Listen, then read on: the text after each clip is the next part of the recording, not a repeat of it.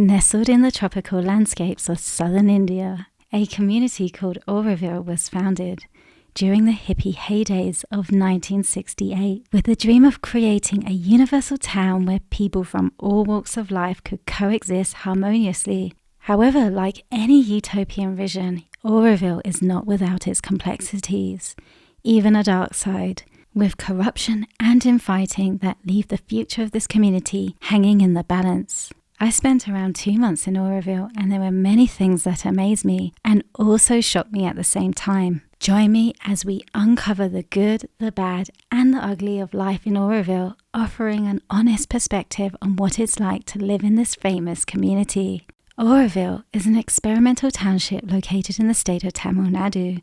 Inside the perimeters of the community, there are trails covered by trees. You'll see animals, birds, it's clean and pristine. There are many large middle-class houses that were built decades ago but still look modern, some even futuristic.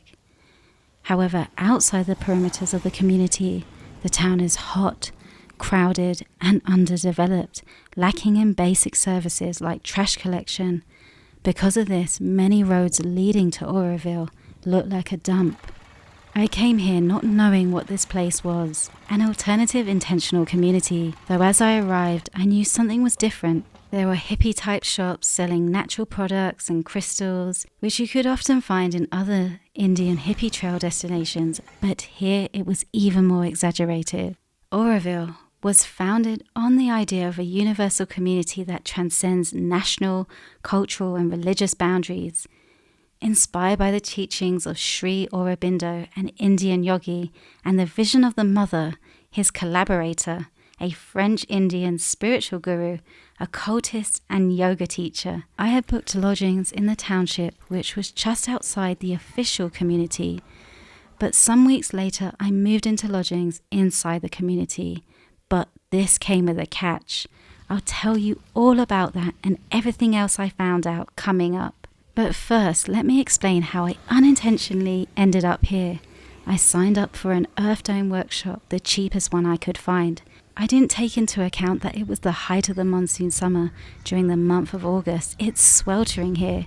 I'd never felt heat like this, and only a month prior I had been living in an Indonesian village right at the epicenter of a devastating earthquake. I saw how concrete houses got completely flattened, so I ended up sleeping outside in a tent for 2 weeks, like the rest of the community did, because we were all in fear of the aftershocks and what could happen next. I had discovered earth domes could be a solution, a type of low-cost earthquake-proof architecture, and I wanted to learn more so I could share this knowledge with others. But I was wondering, how was I going to do this? The heat was something else. Thick, muggy and oppressive. My lodgings were basic, no aircon, only one standing fan located on the second floor, above the busy main road going into the Auroville community. The honking of tuk-tuks swirled around relentlessly with the cackling of crows. It was not my first time in India. I was used to the fact it's a noisy place and full of energy. That can actually be quite intoxicating. Something about the light, the colors, flavors, the smells, and music make the body and soul come alive. My warm and welcoming host, who lives in the apartment below me, speaks 1 or 2 words of English, the rest Tamil. Even though we couldn't really understand each other that well, she was always so lovely, full of energy and life that's totally infectious. When I arrived, she put flowers in my hair, and I was about to find out why. The village festival was about to start, and to my surprise, this was going to go on for 2 weeks or more. Every night at 2 a.m, then again at 4 a.m, then at 6 a.m, and so on. There were parades with music and drums passing down the street at any time of the day and night. My host would go out and give offerings. Somehow, despite the lack of sleep, night after night, we could all keep going. Every day I would cycle into the community to attend the daily Earth Dome workshop, and then I would go exploring the many trails, visiting shops and other fractions of the community, basically smaller communities within the greater community. I realized that whatever this place was, it was more complex than what they show on the surface. As I got to know the people, they would tell me all of these problems, but on the other hand, so much seemed good. But I was slowly finding out there's much more beneath the surface. I had got tangled up into the drama without even intentionally wanting to be here at all. I never knew I was coming to some kind of spiritual hippie community. I just came for a workshop, but in a lot of ways it was a nice surprise and never boring. Though I was about to find out that there was a rift forming between the original members and the new generation. And recently it got really bad with actual physical fights, and it's all because some of the originals were holding on to the plan of the mother, who had passed away in 1973. Most of the new generation thought the original plan was outdated and had to adapt to the times. Because the plan was not just a philosophical one, there was also a structural master plan, and much of it not completed.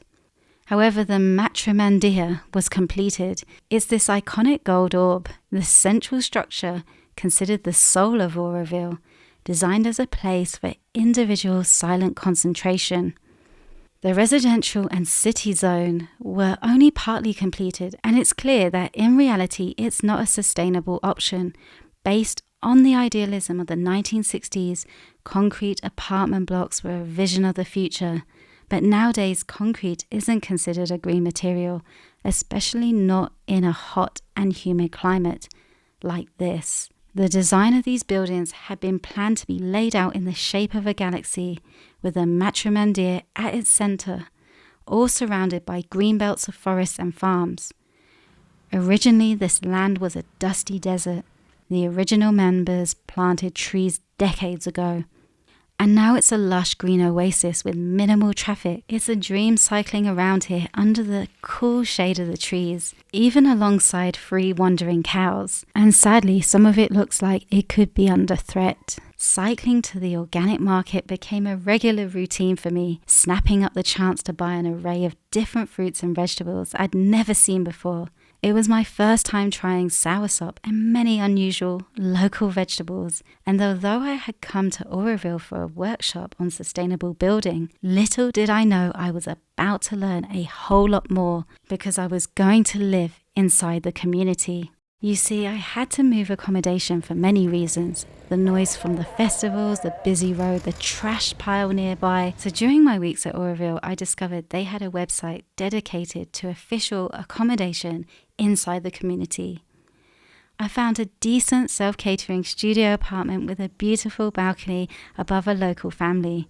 The location was surrounded by trees and birds singing. I knew this was the change I needed. The rent was reasonable, but the catch was I had to pay this tax, and I had to go to the administration office to do this.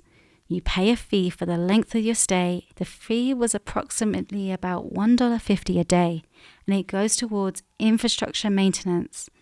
However, I was about to find out a bombshell discovery about where some of this money ends up.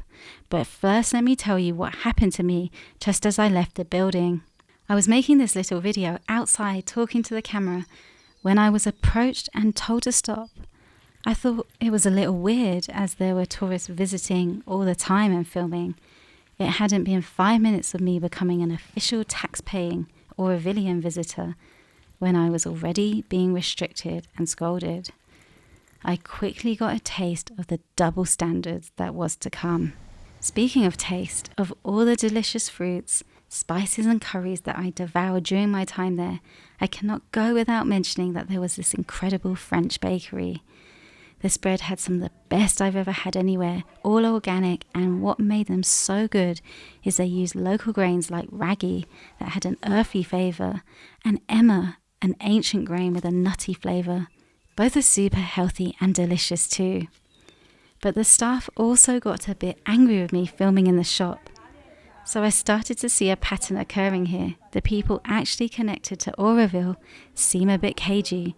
But as I was about to find out, it's probably because of all the controversies surrounding this place. Things started to quickly fall apart at the Earth Dome workshop. The monsoon rains were coming in hard. We were told it's the changing of the climate, more droughts, but now the rain is heavier and more devastating. The earth dome construction seemed to be off, and it was beginning to wash away. The sub-community that commissioned to build this dome, on the hands of voluntary labour, were not being proactive themselves, and later I found out this building was just merely going to be a massage parlour. As I was talking with them more and more, I was slowly starting to discover what motivated people to hang around at this community, because normally most hippie types tend to move on. But there was something here that kept people, and it wasn't just the tasty food. The bombshell was about to be dropped. They told me that to become an Aurovillian, you must give voluntary service for 2 years. This is all based on the yogi Sri Aurobindo's concept of integral yoga, or yoga through working. The idea is that work, when approached with the right attitude, can be a form of spiritual practice.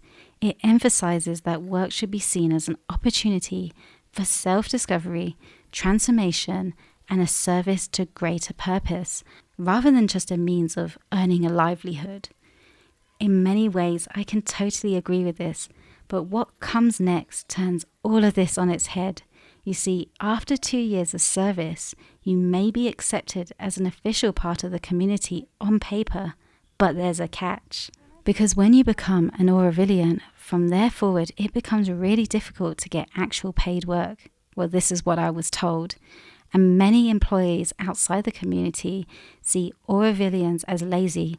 So what happens next might shock you, as it shocked me. Official Aurovillians are entitled to receive a basic monthly allowance that does not need to be paid back. This is in exchange for voluntary work or a job within the community. However, I was told by a local Tamil guide that it took him much longer than 2 years to become a member.